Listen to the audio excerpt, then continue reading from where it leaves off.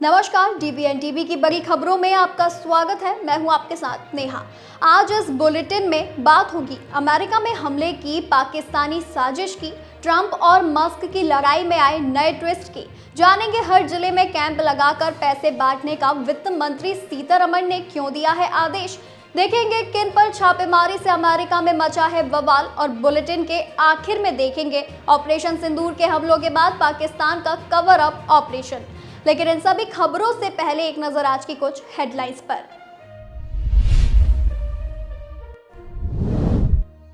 एक ही थाने में रखे गए हैं सोनम और राज, अब खुलेगी राजा की मर्डर मिस्ट्री। मेघालय पुलिस आज कराएगी आमना सामना।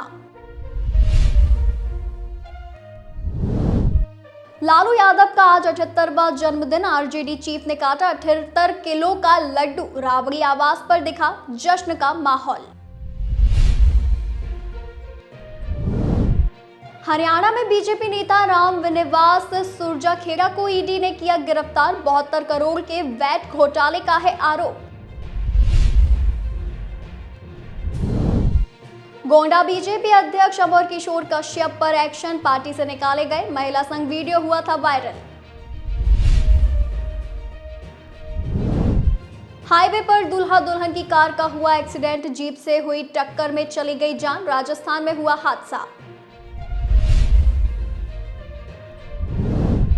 नोएडा के सेक्टर 62 स्थित नामचीन निजी अस्पताल में लापरवाही का मामला आया सामने। मरीज के खाने से निकला कॉकरोच। फरीदकोट में थार वालों की गुंडागर्दी आई सामने। बीच रोड पर युवक को पीटा, 76,000 रुपए और मोबाइल भी छीना। एलन मस्क ने डोनाल्ड ट्रंप से माफी मांगी, एक्स पर पोस्ट शेयर कर जताया अपना दुख। ग्रेटर नोएडा कोर्ट में वकीलों की बैठक में हो गया बवाल। पुलिस ने दोनों पक्षों पर दर्ज किया केस। यूपी में बीजेपी का बड़ा एक्शन, गंभीर आरोप लगने पर जिलाध्यक्ष को दिखाया बाहर का रास्ता। राजस्थान में बॉलीवुड डायरेक्टर पर दुष्कर्म का आरोप लगाने वाली युवती निकली लुटेरी दुल्हन, जोधपुर से हुई गिरफ्तार। ये तो थी आज की हेडलाइंस। अब चलिए बात कर लेते हैं बड़ी खबरों की। पाकिस्तान की आतंकी हरकतों से केवल भारत ही परेशान नहीं है, बल्कि दुनिया भर में उसके आतंकी कारनामे बदनाम है। अब अमेरिका ने एक पाकिस्तानी नागरिक को पकड़ा है जो आतंकवादी हमले को अंजाम देने वाला था। अमेरिकी खुफिया एजेंसी FBI के चीफ काश पटेल ने खुलासा किया है कि कनाडा में रह रहा पाकिस्तानी नागरिक पिछले 7 साल से अक्टूबर को न्यूयॉर्क में यहूदियों पर हमले की साजिश रच रहा था, जिसे पकड़ लिया गया और अब वो अमेरिका प्रत्यर्पित हो चुका है। काश पटेल ने इसकी जानकारी सोशल मीडिया प्लेटफॉर्म एक्स पर दी है। काश पटेल के अनुसार पाकिस्तानी नागरिक मोहम्मद शाहजेब खान कनाडा में रह रहा था और उसने पिछले साल 7 अक्टूबर को न्यूयॉर्क में स्थित एक यहूदी सेंटर को निशाना बनाकर बड़ा आतंकी हमला रचने की साजिश रची थी। ये साजिश उसने इस्लामिक आतंकी संगठन ISI के साथ मिलकर रची थी और संगठन के इशारे पर ही वो इसे अंजाम देना चाहता था। 7 अक्टूबर 2023 को ही फिलिस्तीनी लड़ाका संगठन हमास ने इजराइल पर हमला किया था, जिसमें 1200 से अधिक लोग मारे गए थे। जवाब में इजराइल ने फिलिस्तीनियों के शहर गाजा पर हमले शुरू किए, जो अब तक जारी हैं। हमास के हमले की पहली वर्षगांठ पर पाकिस्तानी नागरिक एक बार फिर यहूदी नागरिकों पर हमला करने वाला था, लेकिन उसे अमेरिकी खुफिया एजेंसियों ने नाकाम कर दिया। खान को 4 सितंबर 2024 को कनाडाई अधिकारियों ने गिरफ्तार किया और अब उसे अमेरिका प्रत्यर्पित कर दिया गया है। खान पर अब अमेरिकी कोर्ट में मुकदमा चलेगा। काश पटेल ने लिखा कि यह मामला बताता है कि दुनिया के हर कोने में आतंकवाद का खतरा कितना बढ़ता जा रहा है। साथ ही ये भी बताता है कि हमारे यहूदी समुदायों के खिलाफ खतरों में चिंताजनक बढ़ोतरी हुई है। आपकी FBI सतर्क रहेगी और उनका मुकाबला करने के लिए 24 घंटे काम करेगी। पाकिस्तान आतंकी समूहों की ट्रेनिंग, उनकी फंडिंग और उन्हें पनाह देने का काम करता रहा है। ये काम वो लंबे समय से करता आया है और आतंकी समूहों को वो भारत के खिलाफ इस्तेमाल करता है। आपको बता दें कि 22 अप्रैल को ही पाकिस्तान स्पॉन्सर आतंकियों ने पहलगाम की बैसरन घाटी में एक हमला किया जिसमें 26 लोग मारे गए थे। अमेरिका के राष्ट्रपति डोनाल्ड ट्रंप और अरबपति कारोबारी एलन मस्क के बीच पिछले सप्ताह जुबानी जंग छिड़ गई थी। इसी बीच एलन मस्क ने एक्स पर पोस्ट किया है। मस्क ने कहा कि मैं अपने पिछले सप्ताह के कुछ पोस्ट को लेकर खेद प्रकट करता हूं क्योंकि ये कुछ ज्यादा ही हो गया था। एलन मस्क और ट्रंप के बीच विवाद तब गहरा गया जब मस्क ने डिपार्टमेंट ऑफ गवर्नमेंट एफिशिएंसी यानी DOGE के चीफ पद से इस्तीफा दे दिया था। इसके बाद मस्क ने ट्रंप के खर्च और टैक्स कटौती वाले विधेयक जिसे Trump one big beautiful bill कह रहे हैं उसकी कड़ी आलोचना की। बता दें कि इस पर ट्रंप ने मस्क को जवाब देते हुए कहा कि उन्होंने एलन मस्क को इस बिल के बारे में बताया था, खासकर इलेक्ट्रिक व्हीकल सब्सिडी में कटौती की बात। लेकिन एलन मस्क ने सोशल मीडिया प्लेटफॉर्म एक्स पर पलटवार करते हुए कहा कि ये बिल उन्हें कभी दिखाया ही नहीं गया। इतना ही नहीं, मस्क ने एक्स पर ट्रंप के महाभियोग का समर्थन करते हुए एक पोस्ट किया था, हालांकि उसे बाद में डिलीट कर दिया। बात इतनी बढ़ गई थी कि एलन ने ट्रंप के जेफरी एप्स्टीन से पुराने संबंधों का भी जिक्र किया जिसे ट्रंप ने पुराना और झूठा मुद्दा बताया। एलन मस्क से विवाद बढ़ा तो ट्रंप ने खुली धमकी दी कि वे मस्क की कंपनियां विशेष रूप से स्पेस एक्स के साथ सरकारी ठेकों और सब्सिडी खत्म करने पर विचार कर सकते हैं। ट्रंप ने कहा कि मुझे लगता है कि एलन बहुत दुखी है और निराश महसूस कर रहे हैं। एक इंटरव्यू में, टेलीफोनिक इंटरव्यू में उन्होंने ये तक कह दिया था कि मुझे लगता है कि अब हमारा रिश्ता खत्म हो गया है। ट्रंप ने मस्क को यह भी धमकी दी कि अगर एलन मस्क डेमोक्रेटिक उम्मीदवारों को फंडिंग करते हैं, खासकर उन उम्मीदवारों को जो रिपब्लिकन पार्टी के टैक्स बिल का विरोध कर रहे हैं, तो उनके गलत परिणाम होंगे। डोनाल्ड ट्रंप सरकार के खर्च और टैक्स कटौती वाले बिल में इलेक्ट्रिक व्हीकल की खरीद पर मिलने वाली टैक्स छूट को खत्म करने का प्रस्ताव भी रख चुके हैं।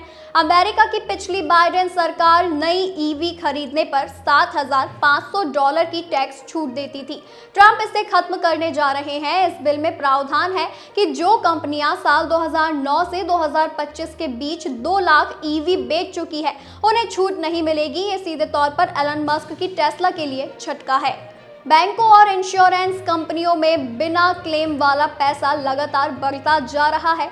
इसको लेकर सरकार की तरफ से लगातार चिंता जताई जा रही है। पिछले दिनों खातों में जमा अनक्लेम्ड अमाउंट को उनके असली मालिकों तक पहुंचाने के लिए पोर्टल भी लॉन्च किया गया था। बता दें कि सरकार की कोशिश है कि ये पैसा उनके असल हकदारों तक पहुंचे। इसी को ध्यान में रखते हुए केंद्रीय वित्त मंत्री निर्मला सीतारमण ने फाइनेंशियल सेक्टर में आम लोगों के फायदे को ध्यान में रखते हुए निर्देश दिया कि बिना क्लेम किए गए पैसे को उनके असली हकदारों तक जल्दी से जल्दी पहुंचाया जाए। पैसे को उनके असली हकदारों तक पहुंचाने के लिए जिला स्तर पर स्पेशल कैंप लगाए जाएंगे। इसके तहत कई एजेंसियां मिलकर काम करेंगी और ऐसे लोगों की पहचान की जाएगी जिनका ये पैसा है। मुंबई में financial stability and development council की 29वीं मीटिंग के दौरान वित्त मंत्री निर्मला सीतारमण ने इस बारे में निर्देश दिया।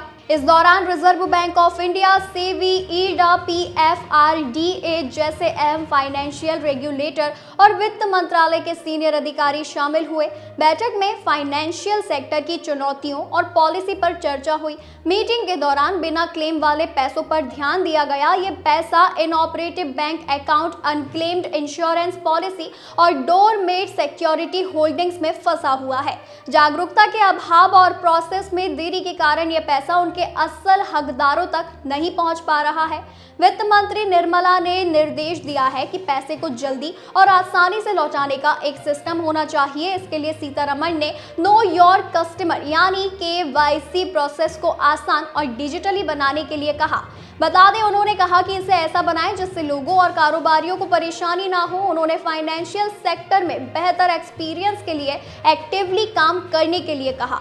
रिजर्व बैंक की रिपोर्ट के अनुसार मार्च 2024 तक बैंकों में बिना दावे वाली राशि बढ़कर 78,213 करोड़ रुपए हो गई है। दुनिया के धन कुबेरों का अड्डा कहे जाने वाले लॉस एंजलिस में इन दिनों में विरोध प्रदर्शन चल रहे हैं। इन पर काबू पाने के लिए डोनाल्ड ट्रंप प्रशासन ने बड़े पैमाने पर फोर्स तैनात कर दी है। लॉस एंजलिस काउंटी का इलाजा साउथ कैलिफोर्निया के 4000 वर्ग मील में फंसा हुआ है। यहाँ बड़े पैमाने पर अमेरिका के धन कुबेर रहते हैं, तो वहीं टेक सेक्टर समेत कई उद्योगों में काम करने वाले प्रवासी भी रहते हैं। यहाँ की फैक्ट्रियों से लेकर टेक कंपनियों तक में योगदान देने वाले इन लोगों में ज्यादातर लोग गैर अमेरिकी हैं। अमेरिका की अर्थव्यवस्था में इनका बड़ा योगदान है, तो यहाँ उनके सपनों को भी पंख लगे हैं। अब डोनाल्ड ट्रंप प्रशासन के लोगों पर टेढ़ी नजर है और उन्हें अवैध प्रवासी बताते हुए रेड मारी जा रही है। इसी के चलते विवाद की स्थिति है और हजारों की संख्या में लोग सड़कों पर उतरकर डोनाल्ड ट्रंप प्रशासन के खिलाफ प्रदर्शन कर रहे हैं। लॉस एंजलिस शहर में ही हॉलीवुड भी है। इसके अलावा पॉश इलाका बेवर्ली हिल्स भी यही है। इस शहर में करीब 1 करोड़ लोग बसे हैं, जो कैलिफोर्निया की आबादी का 27% हिस्सा है। इनमें भी 1/3 लोग ऐसे हैं जो किसी और देश में पैदा हुए थे लेकिन बाद में आकर अमेरिका में बसे हैं। दरअसल विवाद इस बात को लेकर है कि लॉस एंजलिस में करीब 9 लाख प्रवासी ऐसे हैं जिनके पास उचित दस्तावेज नहीं है। इनके पास जरूरी दस्तावेजों की कमी होने से इन्हें बाहर निकालने का खतरा है। एक अनुमान के अनुसार लॉस एंजलिस में रहने वाले हर परिवार में किसी एक सदस्य के पास जरूरी दस्तावेजों की कमी है। इन लोगों में ज्यादातर संख्या लैटिन्स की है। यही नहीं, बड़ी आबादी यहाँ ऐसी है जो घर में अंग्रेजी में बात नहीं करती। इसके अलावा ये लोग स्पेनिश आदि भाषाएं बोलते हैं। अब सवाल यह है कि अचानक ही डोनाल्ड ट्रंप सरकार के खिलाफ तीव्र प्रदर्शन कैसे शुरू हो गए। तो इसकी वजह है कि शुक्रवार को अमेरिका के इमिग्रेशन एंड कस्टम्स एनफोर्समेंट के अधिकारियों ने शहर के कई इलाकों में रेड मारी। ये रेड ऐसे इलाकों में ज्यादा मारी गई है जहां लैटिन मूल के लोगों की आबादी ज्यादा है। बॉलीवुड की एक मशहूर लाइन है, पर्दे में रहने दो, पर्दा ना उठाओ। लेकिन अब ये पाकिस्तान की रणनीति भी बन गई है। ऑपरेशन सिंदूर के दौरान भारत ने पाकिस्तान के कई एयरबेस पर हमले किए। अब पाकिस्तान इन नुकसानों को छिपाने की अपनी पूरी कोशिश कर रहा है। बता दें, नई सैटेलाइट इमेजेस से पता चला है कि पाकिस्तान तिरपालों यानी टॉर्पोलिंस का इस्तेमाल करके नुकसान को छुपा रहा है। तो आइए समझते हैं कि ये कैसे हो रहा है और क्यों। ऑपरेशन सिंदूर मई 2025 में हुआ, जिसमें भारतीय सेना ने पाकिस्तान के कई सैन्य ठिकानों पर हमले किए। इन हमलों में मुरीद, जेकोबाबाद और भोलारी जैसे एयरबेस बुरी तरह से नुकसानग्रस्त हुए, लेकिन पाकिस्तान इन नुकसानों को दुनिया से छुपाने की कोशिश कर रहा है। पाकिस्तान अब तिरपालों का इस्तेमाल करके नुकसान को ढक रहा है। ये तिरपालें इतनी अच्छी तरह से लगाई गई है कि वे मूल छतों से मेल खा जाती हैं, जैसे कहीं भी कुछ भी हुआ ही नहीं था। भोलारी एयरबेस पर एक हैंगर की छत जो पहले नुकसानग्रस्त थी, अब एक तिरपाल से ढकी हुई है। ये तिरपाल इतनी अच्छी तरह से फिट है कि नुकसान छिप जाता है। आप बता दें कि मुरीद बेस पर एक कमांड और कंट्रोल सेंटर जो 10 मई को मारा गया था, अब हरे रंग की तिरपाल से ढका हुआ है। ये तिरपाल नुकसान को छुपाती है। शायद नीचे मरम्मत का काम भी चल रहा हो। मुरीद बेस पर एक 3 मीटर चौड़ा गड्ढा है जो एक मिसाइल स्ट्राइक का सबूत था। अब इसे एक तंबू से ढक दिया गया है, जैसे कि नुकसान को मिटा दिया जाएगा। जेकोबाबाद के PAF बेस शहबाज पर, जहां पाकिस्तान के F-16S भी हैं, बता दें कि तिरपालें लगाई गई हैं। इससे पहले फोटोज में नुकसान साफ दिखाई देता था, लेकिन अब वो छिप गया है। पाकिस्तान नुकसान को छुपाने के लिए तिरपालों का इस्तेमाल कर रहा है, लेकिन सैटेलाइट इमेजेस से दुनिया को सबूत मिल गए हैं। पाकिस्तान भारतीय जेट्स को मार गिराने के दावे भी कर रहा है। आज के लिए बस इतना ही। ऐसी ही जानकारी के लिए देखते रहिए DVN TV न्यूज़।